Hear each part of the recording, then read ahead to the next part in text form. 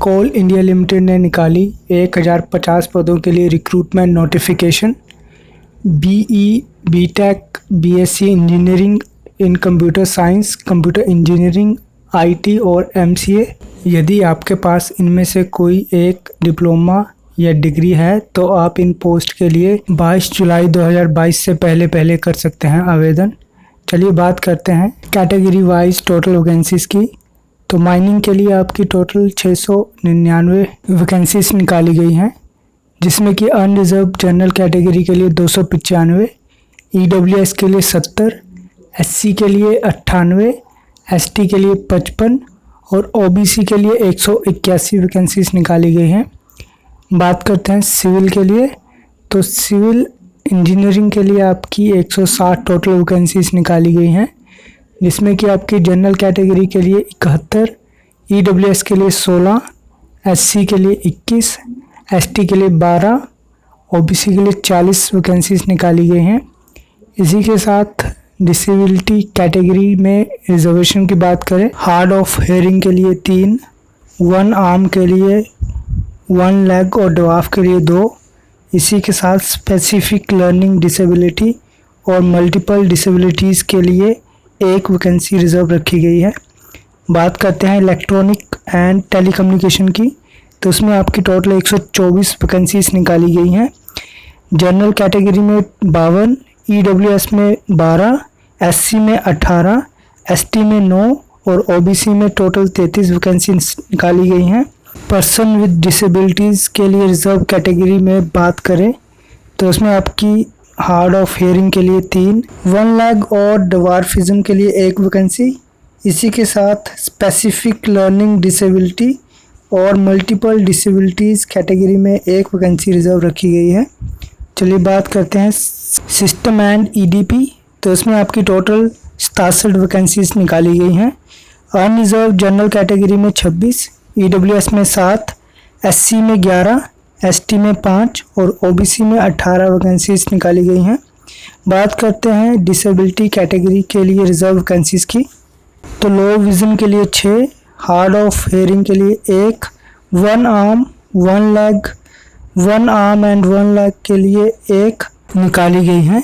चलिए बात करते हैं सिविल और इलेक्ट्रॉनिक्स एंड टेलीकम्युनिकेशन के लिए इंजीनियरिंग की उन ब्रांचेस की जो एलिजिबल मानी गई हैं और उन ब्रांचेस की जो एलिजिबल नहीं है। तो सबसे पहले बात करेंगे सिविल की। इसके लिए आपकी सिविल इंजीनियरिंग यदि आपने कर रखी है तो आप इसके लिए आवेदन कर सकते हैं। इसी के साथ यदि आपने सिविल विद आर्किटेक्चर और स्ट्रक्चरल इंजीनियरिंग या कोई और कॉम्बिनेशन कर रखा है तो आप इस पोस्ट के लिए आवेदन नहीं कर सकते।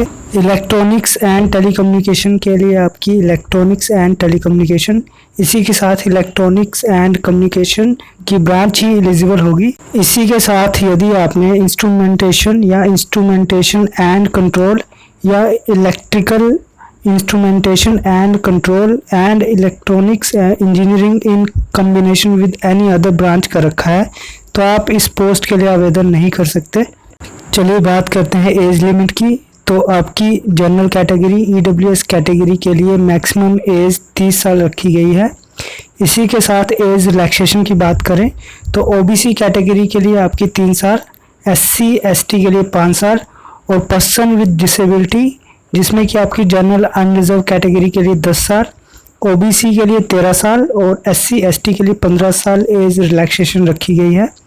इसी के साथ यदि आप एक्स सर्विसमैन हैं तो आपकी 31 मई 2022 तक 56 साल एज होनी चाहिए। चलिए बात करते हैं सिलेक्शन प्रोसेस की।